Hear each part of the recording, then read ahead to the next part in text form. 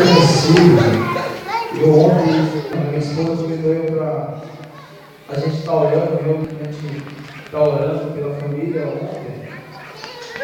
E ela abriu aqui no livro de Lucas, capítulo 15, versículo 11, me mostrou umas palavras e ficou na minha mente, né, irmão? E eu não entendi o mistério dessa palavra que ela me mostrou aqui. Talvez já o Senhor já guardando para hoje, né? Glória a Deus. Glória a Deus. Só você ter o tempo, né? A gente vai ler. Assim diz. E disse um certo homem, tinha 2 filhos, e o mais moço dele disse ao pai: dai a parte da fazenda que lhe pertence.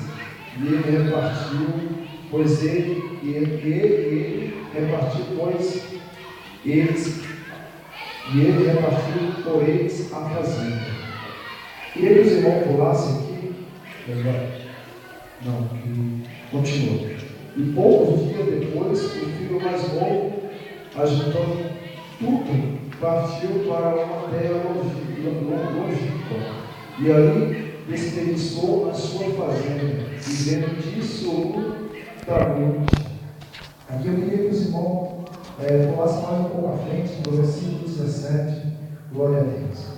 E tornando si, disse: quantos jornaleiros de meu pai têm abundância de...